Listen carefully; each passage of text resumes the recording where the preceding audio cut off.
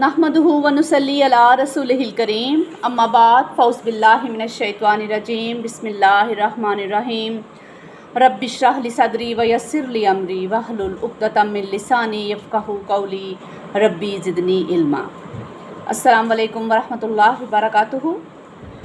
आज हम सूरह तग़ाबुन की लास्ट 16 से 18 आयात के मानी और मफ़हूम को समझने की कोशिश करेंगे। शुरू अल्लाह के नाम से जो बड़ा मेहरबान निहायत रहम वाला है। इस सूरह मुबारका की जो आखिरी आयात हैं ये ईमान के अमली तकाज़ों को बिलफ़ेल अदा करने की दावत पर मुश्तमिल हैं। फत्तकुल्लाह मस्ततातुम वस्माउ वतीयु, बस अल्लाह का तक़वा इख्तियार करो अपनी हद इम्कान तक और सुनो और अतात करो। गोया ईमान बिल्लाह का अमली तकाज़ा ये है कि इंसान में अल्लाह का तक़वा पैदा हो जाए, और तक़वा भी थोड़ा बहुत नहीं बल्कि इम्कानी हद तक, जितना इंसान के हद इस्तिताअत में है। अलबत्ता किसी इंसान में कितनी इस्तिताअत और इस्तिदाद और वुसअत और ताकत है जिसके मुताबिक वो मुकल्लफ और जवाबदेह है। उसका सही शऊर और इदराक बाज़-औक़ात उसे खुद नहीं होता और वो अपने आप को दीन के अमली तकाज़ों के ज़मन में रायतें देता ही चला जाता है। हालांकि इंसान का खालिक खूब जानता है कि उसने उसमें कितनी इस्तिताअत रखी है, चुनाचे वो उसी के मुताबिक हर इंसान का मुहासबा और मुआख़ज़ा फरमाएगा। अल्लाहुम्मा हसिबना हिसाबन यसीरा, अल्लाह ताला हमारे लिए आसान हिसाब फरमाए। ईमान के बयान में दूसरे नंबर पर जिक्र था ईमान बिल रिसालत का, लिहाजा यहाँ ईमान का दूसरा अमली तकाज़ा समेना व ताना के हवाले से बयान हुआ है, जिसका नुक्ता-ए आगाज़ जो है वो अमली एतबार से रसूलुल्लाह सल्लल्लाहु अलैहि वसल्लम की ज़ात और शख्सियत है। समाअतात का ताल्लुक़ असलन ईमान बिल्लाह से है, लेकिन अमलन इसका ताल्लुक़ जो है वो ईमान बिल रसालत से है। इसलिए कि अगरचे मताए हकीकी तो अल्लाह ही है, मगर अल्लाह का नुमाइंदा और उसके इज़्न से बिलफ़ेल मुता बनकर रसूल आता है तो उसकी इताअत गोया अल्लाह की इताअत है। जैसा कि सूरत निसा में अल्लाह ताला ने फरमाया, जिसने रसूल की इताअत की दर हकीकत उसने अल्लाह की इताअत की। दूसरी बात यह है कि यहाँ पर वस्माउ और अतियु का हुक्म खसूसी अहमियत का हामिल है।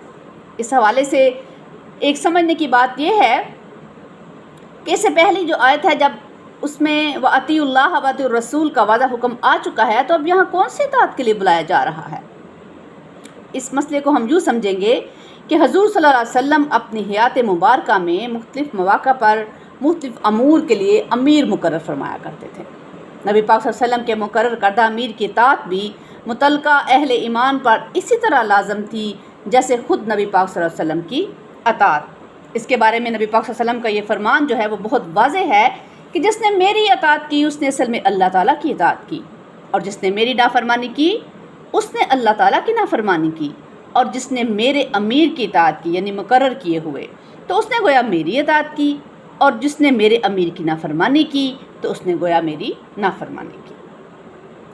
ग़ज़वा उहद में तीरंदाज़ों की जिस नाफरमानी पर सूरह आल इमरान की आयत नंबर 152 में भी वईद आई और जिसकी वजह से मुसलमानों को इज्तिमाई सज़ा भी दी गई, वो दरअसल नबी पाक सल्लल्लाहु अलैहि वसल्लम की बराह रास्त नाफरमानी नहीं थी, बल्कि आपके मुकर्रर करदा कमांडर के हुक्म की नाफरमानी थी। यहाँ पे ये बात भी समझ लेनी बहुत ज़रूरी है कि अमीर की अताअत सिर्फ़ नबी पाक सल्लल्लाहु अलैहि वसल्लम की ज़िंदगी में ही लाज़िम नहीं थी, बल्कि क़यामत तक के लिए लाजिम है।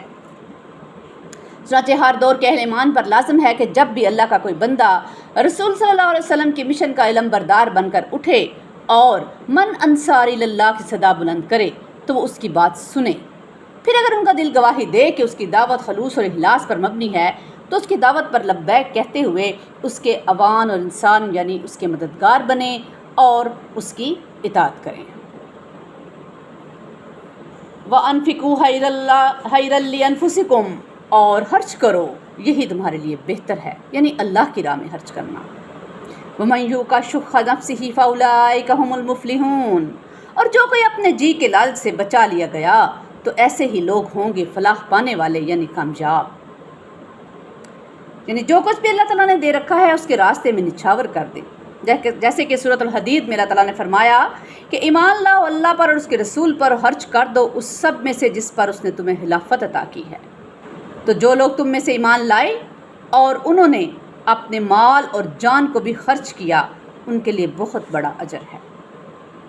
ان تقرضوا اللہ قرضا حسنا یضاعفہ لکم ویغفر لکم، اگر تم اللہ کو قرض حسنہ دو تو اسے تمہارے لیے کئی گنا بڑھا دے گا اور تمہیں بخش دے گا۔ واللہ شکور حلیم، اور اللہ قدردان بھی ہے اور حلیم یعنی بردبار بھی۔ وہ ایسا شکور اور قدردان ہے کہ بندہ جو کچھ بھی اس کی راہ میں خرچ کرتا ہے وہ اس کی قدر کرتا ہے، اور حلیم ایسا ہے کہ اس کے بار بار ترغیب دلانے کے باوجود بھی اگر کوئی شخص کچھ نہیں دیتا تو وہ فوری طور پر اس کی گردن نہیں ناپتا۔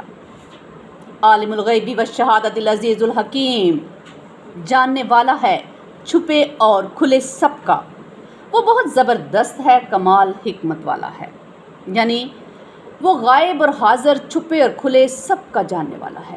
اس میں ایک جانب تقوی، اطاعت اور انفاق پر کاربند رہنے والے اہل ایمان کے لیے بشارت اور یقین دہانی چھپی ہے کہ وہ مطمئن رہیں کہ ان کی کوئی نیکی ضائع جانے والی نہیں ہے، اور دوسری طرف اعراض اور انکار کی روش اختیار کرنے والوں کے لیے تحدید اور تنبیہ بھی ہے کہ تمہاری کوئی حرکت اللہ سے پوشیدہ نہیں ہے، اور وہ تمہیں کیفر کردار تک پہنچانے کے لیے کامل غلبہ اور اقتدار کا مالک ہے، اس لیے کہ وہ العزیز ہے۔